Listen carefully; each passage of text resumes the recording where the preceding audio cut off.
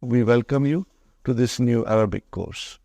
Inshallah, this course will benefit you a lot. It will enable you to understand Quran directly, inshallah, so that you will be able to understand Quran when it is recited. When you pray, you know what you are praying. And when you hear tilawat, inshallah, it will touch your heart because you will understand what's going on. How many letters of alphabet? Most of us, we were taught that there are 28, but there are 29. Alif is the letter of alphabet, but it is not consonant. It does not have a speech sound. When you say a, it is not alif, but it is hamza. And how do you write hamza? Are you with me? This is hamza, brother. Then what is this alif doing here? It is Hamza's chair. Hamza is very delicate. She needs a chair. Okay? So here is alif is the chair for Hamza. Sometimes waw will become a chair for Hamza. And sometimes ya will become a chair for Hamza. So Hamza has different chairs depending on what is in front of her. And sometimes Hamza feels strong and she doesn't need any chair. So there are many rules, spelling rules for writing Hamza that slowly we will learn. Okay? You do not have to worry. Okay, alif is used for elongation. Okay, brothers and sisters, and as we said, there are 29 letters of alphabet, out of which 28 are consonants, and alif has no speech sound. When you say a, it is the sound of Hamza. Now, how many vowel signs, brother, in Arabic language? Only 3. Dhamma, Fatha, and Kasra. Are you with me, brother? Dhamma, Fatha, and Kasra. Now remember, these are short vowels. Okay, they are short vowels. So if I say to you, if I write like this, what will you say? Bu, short, bu. If I write like this, what will you say? Ba, short vowel. And if I say this, then it is bi, short. Now, in order to do elongation, I put here alif. Now, you see, the job of alif is to elongate. Now, this is ba. And then I put vav here, and it is bu. And if I put ya here, it is bi. Are you with me? Now, there are 3 vowel signs. Okay? Dhamma, Fatha, and Kasra only. And there is a 4th thing we must understand, and it is called Sukoon. What? Are you with me, brothers and sisters? There are many ways of writing Sukoon. Sometimes it is like a tiny circle. Sometimes they write like this. But I prefer tiny circle because it's better when you want to understand properly. Okay. Now, Sukoon is not a vowel sign. Sukoon is not a vowel sign. What is Sukoon then? Sukoon tells me that there is no vowel sign on the Arabic letter. Are you with me, brother? Okay. Where is the vowel sign here? On ba. What is on vav? It's a sukoon. Why? There is no vowel sign. There is no vowel sign. Okay. If I say ba, where is the vowel sign? Ba. On the ba. What is on alif? There is a sukoon. We don't write it, but there is a sukoon. We don't write it. And what about B? Where is the vowel sign? On the B. What is on the Ya? A sukoon, because there is no vowel sign. Now these things are to be remembered. Okay, so you don't write it. You don't write it, but it is there. Okay, I give you another example, brother. What is this, brother? Taba. What is it? Taba. Okay. And what is this? Tuba. Are you with me? Now I write down like this. What is this? Tab. There is no vowel sign on ba. Tab. See how you pronounce ba? Tab. Okay. Now if I say like this, what is now, brothers and sisters? Tub. Tub. Here it was tuba, and here it is tub. So there is a sukoon on ba. If I write like this, brother, tubta. So we did not pronounce ba in its normal way as we pronounce ta and this ta. Tubta. And if I put dhamma here, tubtu. If I put kasra here, tubti. So ba has a sukoon. It means it has no vowel sign. It has no vowel sign. Sukoon means there is no vowel sign on the letter. Is it clear, inshallah? Try and remember this, brothers. Each lesson is like a brick. We make one brick. So we study one lesson, we put a brick. We study second lesson, we put a second brick. And slowly, slowly we'll build our house. Brick by brick, lesson by lesson. Each lesson will show you something. The noun is either definite or indefinite. Sahih, brothers and sisters? Either it is definite or indefinite. What do we do in English when it is indefinite noun? How do we describe it, brother? By using a or an. Are you with me? This, when it comes in front of a noun, makes it indefinite. How do you define it? Make it definite? The.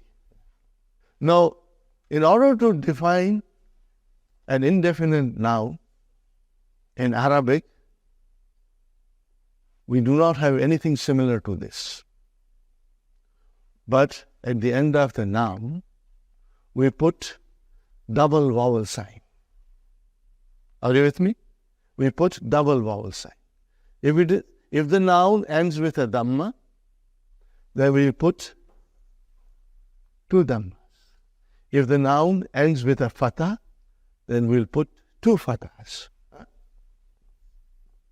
If the noun ends with a kasra, we put two kasras. This is called tanween. What is it called? Tanween. Tanween. Tanween tells us that the noun is indefinite. Are you with me? If I say kitabun, what is the English? A book. A book. A book. If I say kalamun,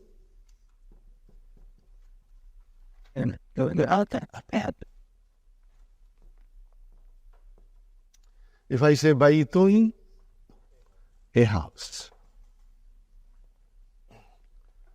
And then, how do I make it definite? So, definite, which is in English, we have to add al to the noun. So I want to say the book. What will I do now? Al-kitabu. I cannot have tanween. Al-kitabu. The book. Okay, brothers and sisters? Now you see, as soon as I put al, like a magic, one vowel sign got dropped. Instead of bun, it became bu. Got the idea? Now, if I say kalamun, a pen, I want to say the pen. What will I do? Al kalamu. But these are the basics. I know most of you already know. But I am starting from the very beginning in case there is a one student who is coming for the first time to learn Arabic, so that he gets some idea, inshallah. If I write down al kalamun, that is wrong. Because tanween and al cannot coexist. One has to come and other has to go. So, you say al, then only one dhamma. And then here comes al baitu. Okay, instead of baitun, it became al baitu, means the house. Is it clear, brothers and sisters? Okay. Now, we come to something which is always sometimes confusing to the students, but I will explain you, and I'll keep on explaining you in every session. Whenever I get an opportunity, I'll be asking you questions and also repeating my point, so that if you have missed it out, you will inshallah remember. But I said baitun, it is indefinite. How about if I write down Muhammadun?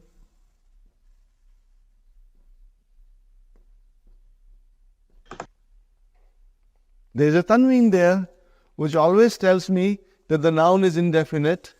But what about Muhammadun?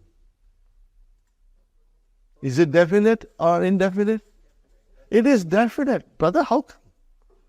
Tanween means indefinite, and now you say Muhammad is definite. Yes, you are right. Why? Because Muhammad is a proper noun. All proper nouns are definite. When you say Muhammad, it doesn't mean any Muhammad. It means one particular Muhammad. If I say Ali, brother, how do you write Ali? We always say Ali, but truly speaking, Aliyun, brother. See Tanween? Now Tanween is normally the sign of a noun which is indefinite. But in the case of proper nouns, the Tanween doesn't make any difference. It means the noun is definite. The noun is definite. You will remember this, please. Okay? And I will be repeating it again and again, inshallah. Now, in Arabic, the nouns decline. Declension of noun. In Arabic, nouns decline. You already know it, but you have never realized it. Why? You have never realized this. Why? Now I will give you examples. Brother? Muhammadun Rasulullah. Muhammad is the messenger of Allah. Ashhadu anna Muhammadan. Brother, why Muhammadan? Before you wrote Muhammadun, now you are writing Muhammadan. Okay, what will be the English? I bear witness that Muhammad, his slave, brother, and his messenger. Okay, now every day we say many, many times, Allahumma. What is the meaning of Allahumma? Ya Allah. What is the meaning of Allahumma? Ya Allah.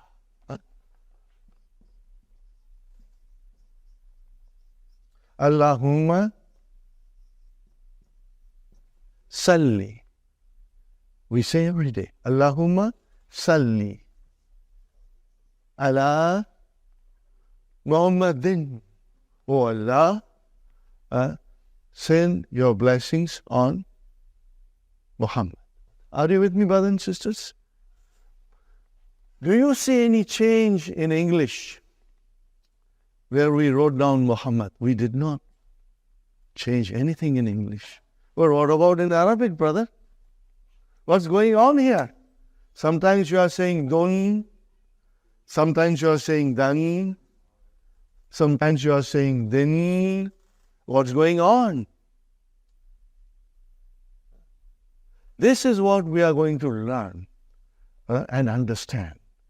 What is the rule, brothers and sisters? That Arabic nouns decline. They have 3 different endings. They can end with a tanween dhamma or with one dhamma if there is al there. It can decline to tanween fatah, or if you have al, then it is one fatah, or it can decline to tanween kasra, or with alif and lam, with al, one kasra. Okay, brothers and sisters? So what is this, brother? Only the ending. Dun. What is it? Dun. And what is this? Dan. And what is this? Then. Say it again loudly. Dun. Dan. Then. These are the 3 declensions. Okay? Every Arabic noun will decline.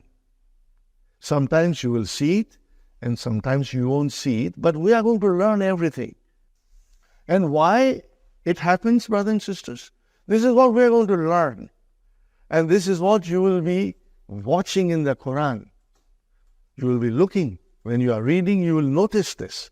You will observe this, brother. And then it will tell us this last vowel sign in the noun will tell you the function of that noun in a sentence. What is that noun doing in a sentence? Is it coming as a subject? Is it coming as a subject of a verb? Is it coming as an object? Is it coming after a preposition? It will tell you. In its natural course, in its natural form, all the nouns are always end with a dhamma. All the time.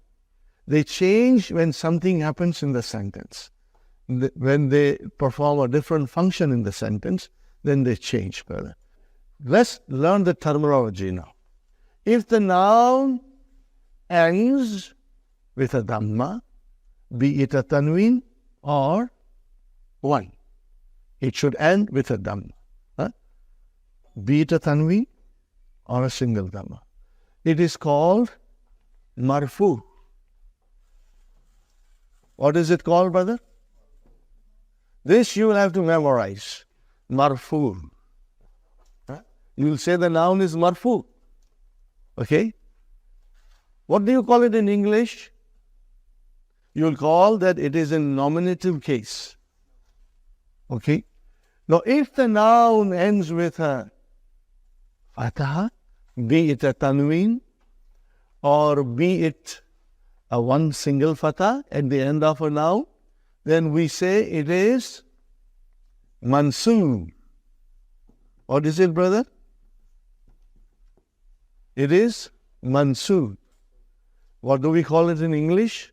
Either you call it objective case or accusative case. It's mentioned there. Objective case or accusative case. Are you with me, brothers and sisters? But we will memorize these terms that I'm writing.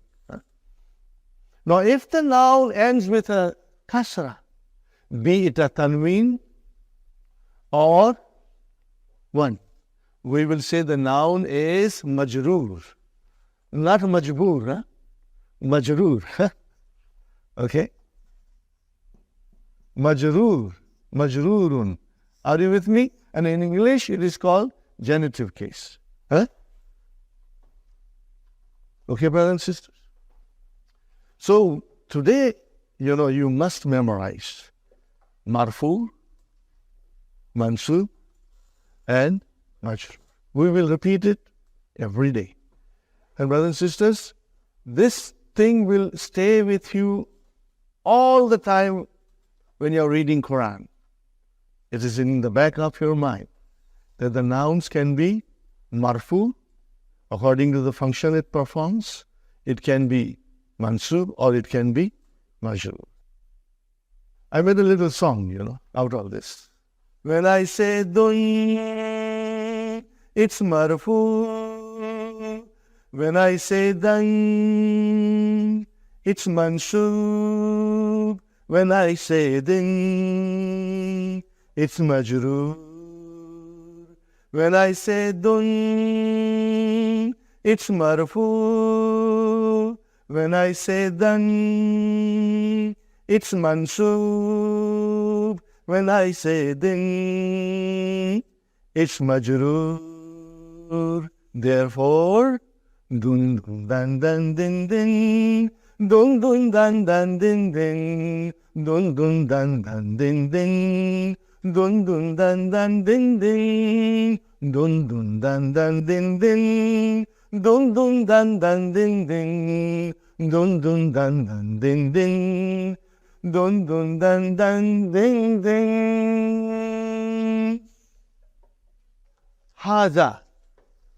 We are learning haza. What is haza, brother? Most of you know the meaning. What is it? This. Haza means this. What is haza? It is a demonstrative pronoun, which means it's a noun. Are you with me? Okay. In Arabic, we call it ismu ishara. We call it ismu ishara. Okay? Sure. Now, these are the sentences, simple sentences we are studying. What is the first? Hada baytun. What is it? Hada baytun. Now, normally, when you speak, you do not say baytun, you say hada bayt. Just like in Quran, when you stop, you give a sukoon. But for our course, we will repeat dun dan din, we will repeat, because we want to understand properly. So you will always be reading hada baytun. Hada baytun. Now tell me, brother and sister, what is the translation? This is a house. Indefinite. Indefinite. This is a house. Okay. See, it is pronounced like hara. But this alif is not written. It is explained in the key also. No, but you said in English that this is a house. Okay. I see this here, haza. I see a house here, baytun. I don't see anything similar to is in Arabic. What about is? So what is? We go to English grammar. Is, are, and am, these are linking verbs. In English, we call it copula. Copula verbs. Brothers and sisters, they link one noun with another noun. Okay? Or it links the subject with the other noun. Okay? They are called linking words in English. But in Arabic, they are not there. Hada kalamun, we only said two words. This, a pen, but you will translate, this is a pen. Hada masjidun. Okay? And the next word, hada babun. Okay? What is the next word? Hada miftahun. Hada maktabun. Hada sarirun. Hada kursiyun. Are you with me, brothers and sisters? But now you got to memorize the vocabs. Okay, inshallah. Now we come to the next page. What is written there? Ma hada. Ma is used for asking question. It means what? There is a name in it, but we won't go in detail right now. Later on, we will go in detail and learn all the names that are for the nouns and the particles for asking question later on, inshallah. Okay. So when you ask a question, you say ma hada. Ma means what? Hada means this. What this? No, but it is what is this? Because the copula verbs are not in Arabic. Okay, linking verbs are not there. Ma hada. What is the answer? Hada baytun. This is a house. What is this? This is a house. Hada baytun. This is a statement. This is a house. How do I change that into a question?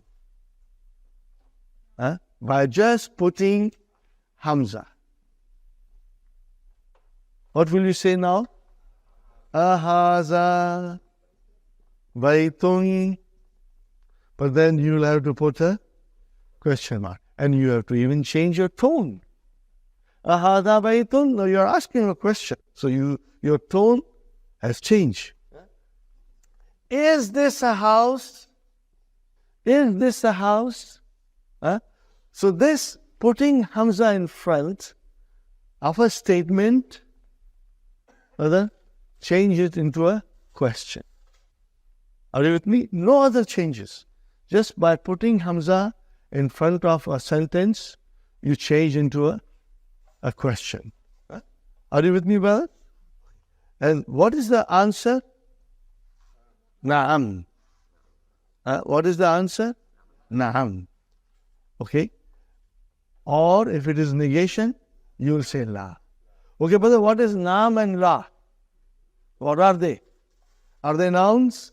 Are they verbs? What are they? It's a harf. Harfu jawab. Particle of answering. And what is la? Harfu jawab. Okay, brother? You use here. This is also particle. Okay? But ma is ism. Now, I'm only telling you, you want to write it down, you write it down. I do not expect you to know it by tomorrow. I don't expect you, brother. But slowly, this thing will really make a lot of sense to you. When we do later on in book 3, detailed analysis of everything, then these things will come back to you. Ma hada, what is this? Hada qamisun. Remember, we got to pronounce it. Qamisun. Okay, brother? Hada sarirun. La. Hada kursiyun. Are you with me, brothers and sisters? Hada kursiyun. Okay. Again, what is la? It's a particle. Harfu jawab. Particle of answering. Okay. Hada miftahun. La. Hada qalamun. Hada qalamun. Ma hada? Hada najmun. The pictures are there, so it's easy, but I hope you will put little time and memorize the vocabs. Inshallah, it will help to this new Arabic course. Ma is what? And man is who? Are you with me? In the whole universe, they are having intelligence, or they are ghair aqil, with no intelligence. Are you with me? Human beings have intelligence, but things have no intelligence. Pen doesn't have intelligence. Okay, kitab doesn't have intelligence. We have intelligence. So anything which is aqil, having intelligence, when you want to find out about that, you will use man. When you want to find out about things, you will use ma. Now, the define that the aqil, group consists of 3 creations. One is the human being, other is malaika, and the third one is jinn. So when you refer to human beings, malaika and jinns, you use man. For the rest of the things, it is ma. Are you with me, brothers? So you can say ma hadha. Are you with me? You can say ma hadha, hadha kalam. But if I point to brother Muhammad and say, I cannot say ma hadha, I will say man hadha. What will I say? Man hadha. And my answer will be hadha Muhammadun. Are you with me? I am not pointing out to female now because of a reason that I'll explain you in next class. And from next class onwards, I'll be pointing out to sisters also. If I point out to this brother, I will say man haza. Then the answer will be haza Hasan. Hasanun. Hasan. And then if I point out to the third gentleman, again I will say man haza. I will say haza Abdus Samad. Are you with me, brothers and sisters? So for human beings, anything akal or rational nouns, we use man. For gair akal or irrational nouns, we use ma. Simple, brother. So let's see now. Look at the picture and what is the question? Man haza. Haza tabibun. What is the meaning of tabibun? Doctor. Got the idea? Haza tabibun. Man haza. Haza waladun. Got the idea, brothers and sisters? Then next one. Man hadha, he has got his little bag, school bag with him. Man hadha, hadha talibun, mashallah. Now the question. How you start your question? By putting a. Hadha waladun, is this a boy? La. Hadha rajulun. So all these new vocabs are coming. And you got to memorize it, right? Rajulun, a man. Brothers and sisters, next one. Ma hadha, hadha masjidun. Man hadha. So his question for pointing out to an akil person, okay?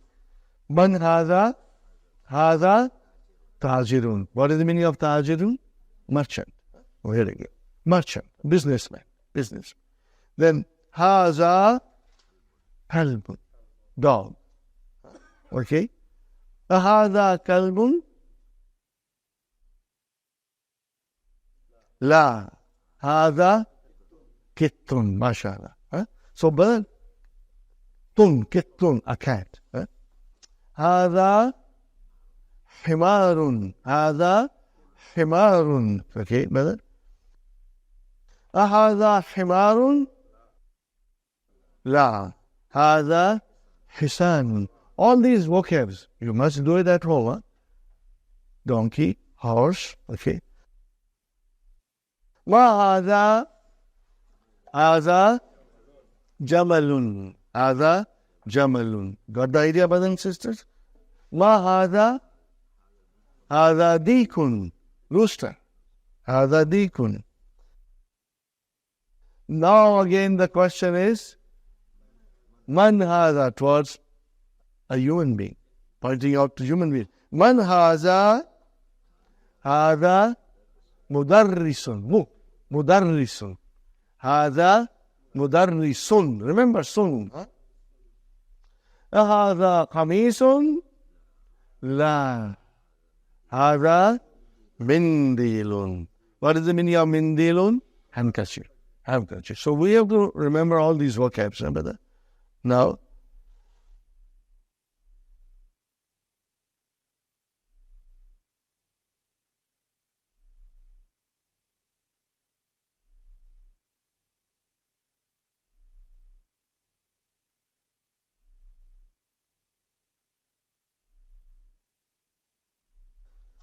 the question is, Vama hadha. Do you see that, brothers and sisters? Vama haza. What is the meaning of wa? And. And. Wa means and. Okay, you know that Arabic language, you can put it into 3 groups. So what is wa? Is it a noun? Is it a verb? What is it? What I didn't say was particle. So it's a particle. Are you with me? It is ataf. We call it harfu ataf. So remember, but you do not have to memorize now. I'm only pointing out to you. Later on, I will be repeating it over and over, and inshallah, you will get into your memory. So wa means and. In English, we call it conjunction, and in Arabic, we say harfu ataf. Well, as I said, you can write it down, but you don't have to really memorize it. Man is also ism. Man is also ism. Slowly, we will get into it. If I say something, and if you can write it, good enough. But don't, sit down to memorize it. It will come to us in the course of our class. Now we come to zalika.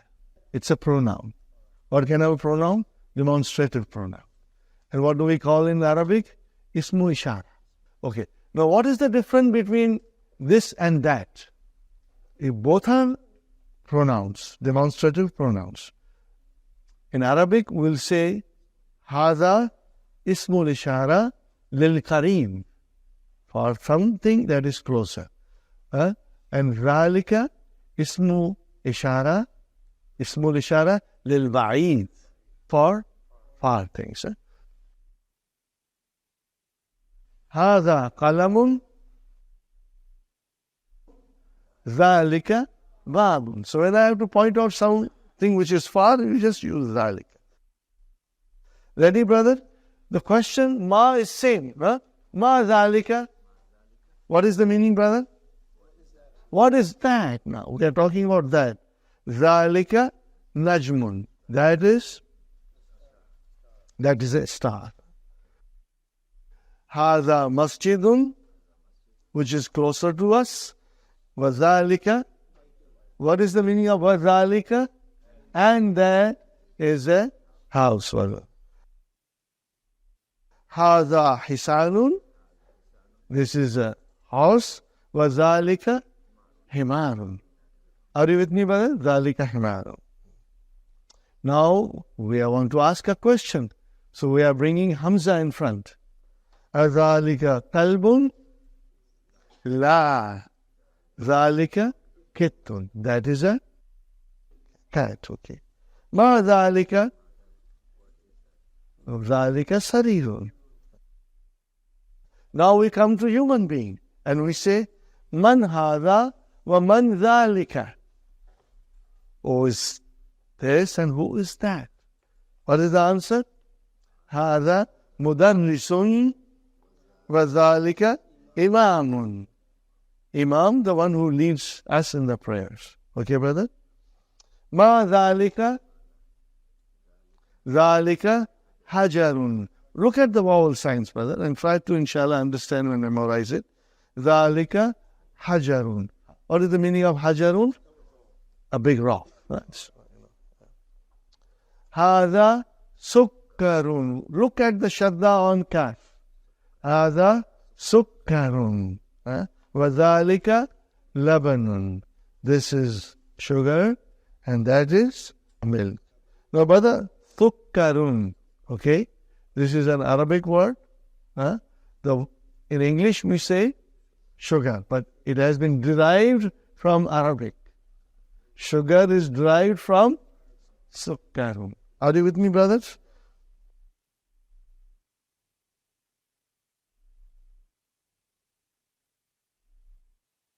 We welcome you to this new Arabic course.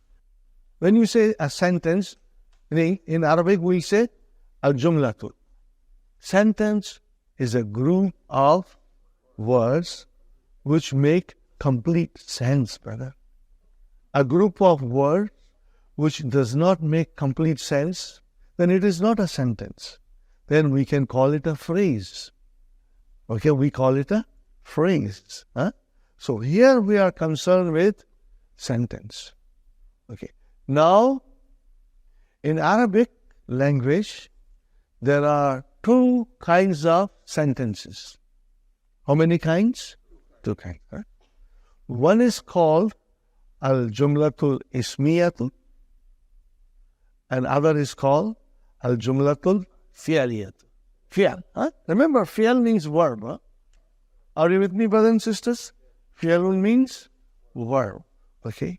So, it's very simple. Al-jumlatul ismiyatu, what do we call in English?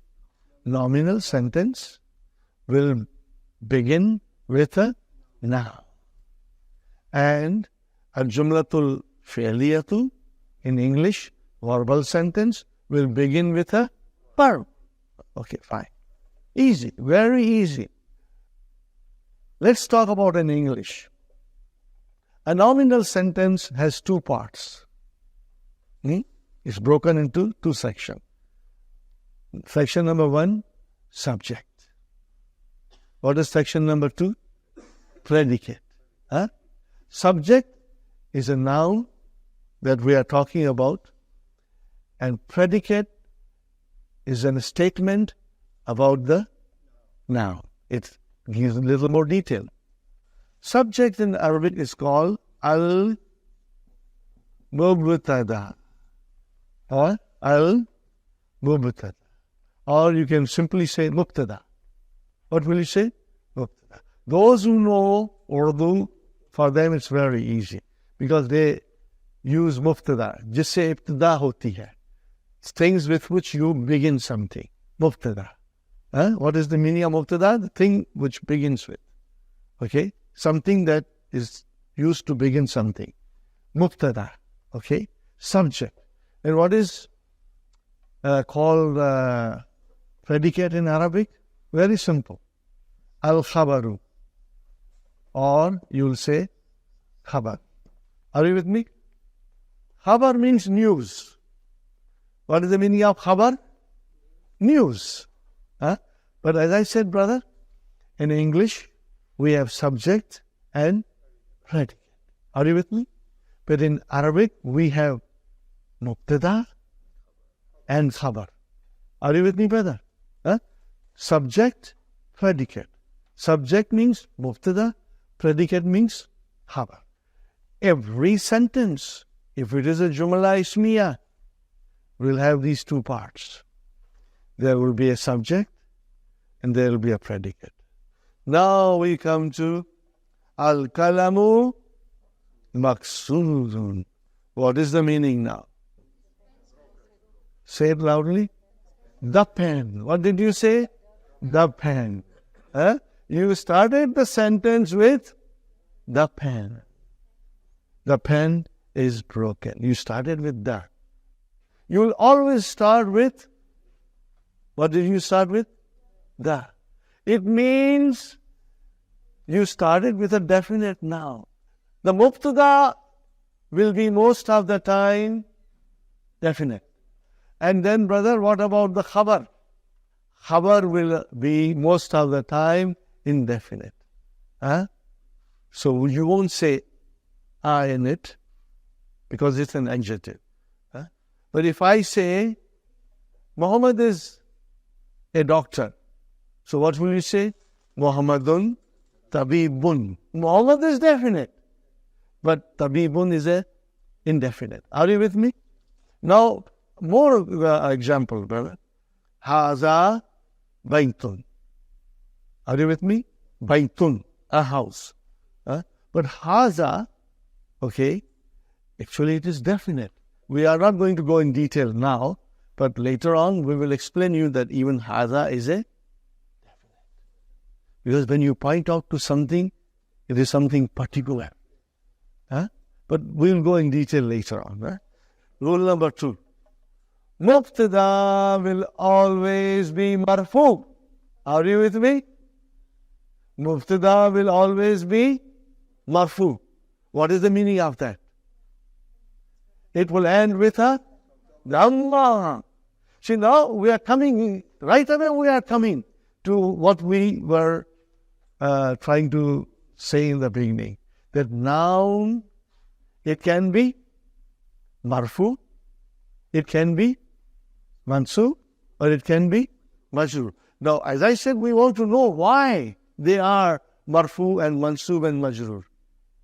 So if it is a mubtada, it will always be marfu. Khalas. Got the idea of that? If it is a mubtada, it will always be marfu. And if it is news, khabar, then also it will always be marfu. And if there are no vowel signs, we will still make it marfu. So, brothers and sisters, here we come. Al-kalamu maksurun. Is al-kalamu marfu? Yes. Is maksurun marfu? Yes. Okay. Both are marfu. What is al-kalamu? Mubtada. Are you with me? What is al-kalamu? Oh, where is the khabar? What about the pen? Tell me more about the pen. Where is the khabar? Maksurun. It's broken. Are you with me? So, mubtada and khabar. Mubtada and khabar. Next sentence, brother. Al-babu maftuhun. What is the translation of al-babu? The door. What did you say? The door. Definite. You use that. Okay. And what is it now? What is the news? Is open. Okay. Now we go in Arabic. Al-babu. What is al-babu? Mubtada. What is maftuhun? Khabar. The news. Are you with me? Is it clear? Brother, al-waladu, the boy. What it can be? It started the sentence. It's marfu. It started the sentence, so it has to be. It's mubtada. The sentence begins with a noun. So it is a nominal sentence. Jumla ismiya. The boy, that is our mubtada. Where is the khabar? Waqifun, standing. Are you with me? So here we have got simple sentences and we are easily identifying the words in it. One is mubtada, other is khabar. Jumla ismiya, mubtada and khabar. Mubtada marfu, khabar also marfu. Are you with me? Al-kitabu, what is it? Al-kitabu jadid. Al-kitabu mubtada, jadidun is the khabar. Are you with me? The translation is, the book is new. Wal kalamu, and the pen. Qadimun, that is your khabar. Next one, al-himaru saghirun. The donkey is small. Wal hisanu kabirun, and the horse is big. Do you see the khabar is indefinite? All the time indefinite coming. Brother, tell me, isn't it easy? I hope you will find it easy. Because we will be repeating these things, inshallah.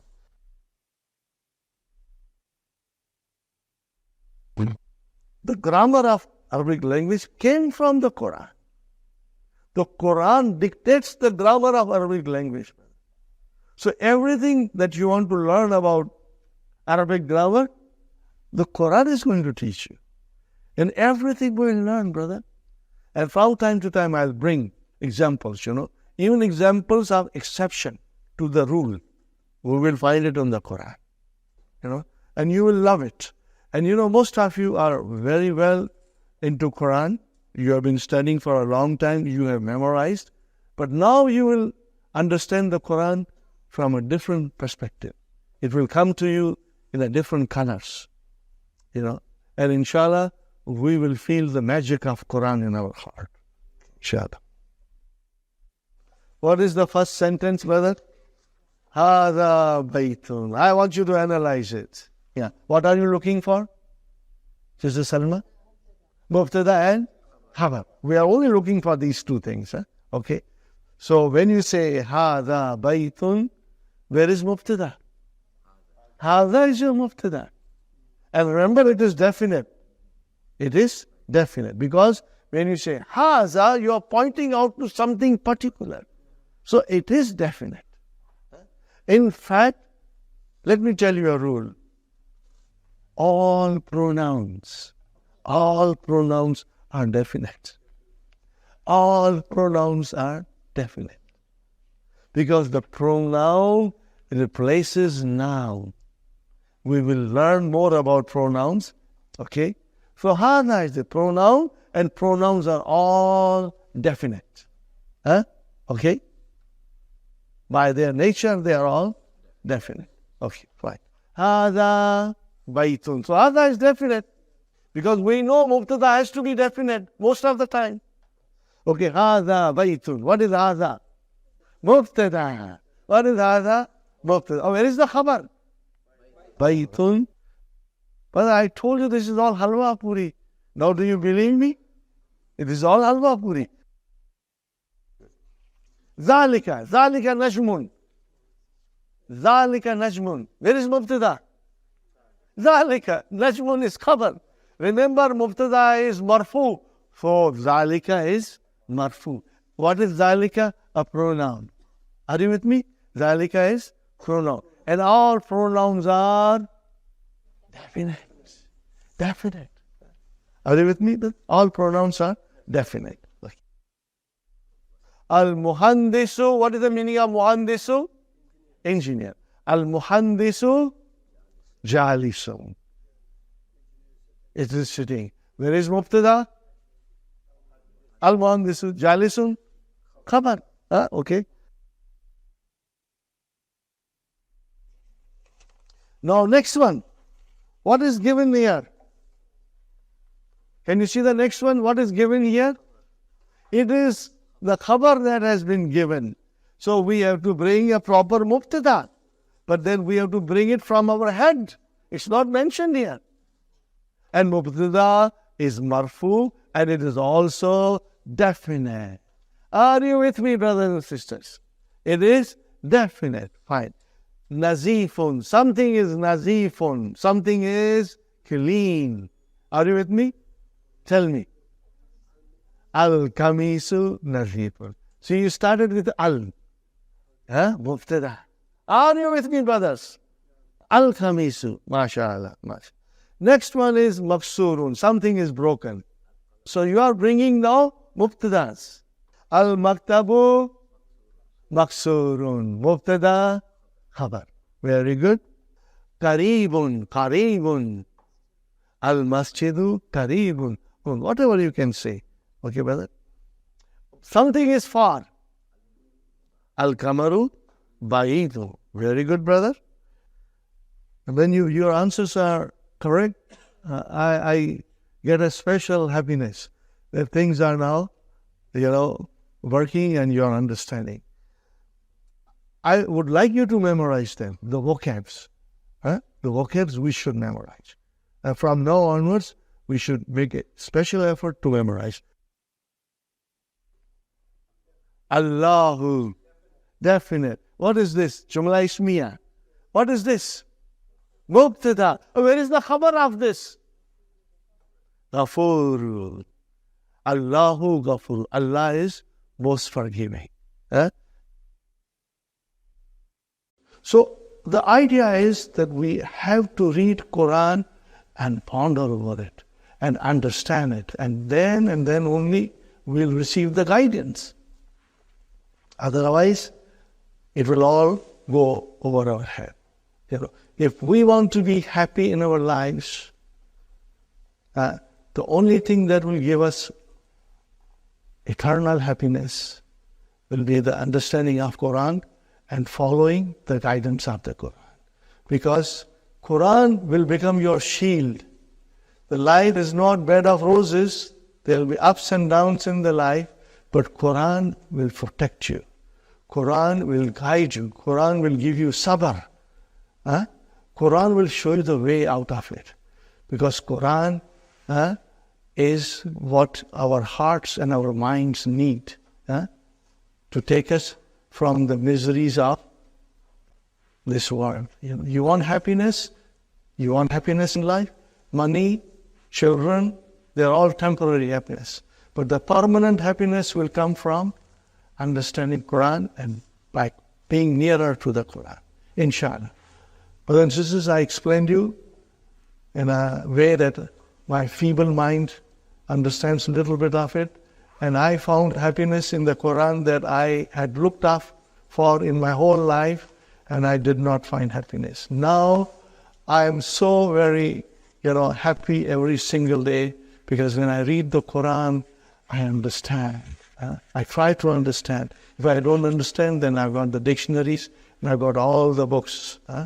So inshallah, when we start our Quran classes, hopefully you'll come and join. And we will take each verse, and then try to study, inshallah. May Allah bless you all. May Allah increase you in your knowledge. And may Allah bring Quran to our hearts, nearest to our hearts. And when we are nearer to the Quran, we are nearer to Allah subhanahu wa ta'ala. One has to feel that sweetness and the magic. And it cannot be felt. That sweetness cannot touch your heart. The magic cannot touch your heart unless you learn the language of the Quran. Brothers and sisters, we are not learning grammar. We are learning the language of the Quran with the help of the grammar. So all you are learning is the language now. Of course, we are weak in speaking because we do not practice it in our class, and we do not have the environment around us. But I assure you, those of you who are young, and inshallah you will all go to Middle East someday, and this knowledge will help you. You will be able to speak, and when you will speak, inshallah you will speak very correctly. The way our Prophet used to speak, and where all the Sahabas spoke. The pure Arabic language, not polluted. Not polluted. Unfortunately, in the Middle East, everywhere, the Arabic language has been polluted. But still, when you hear Jummah Khutbah, it is in pure Arabic. And also when you hear the news, it is 95% pure.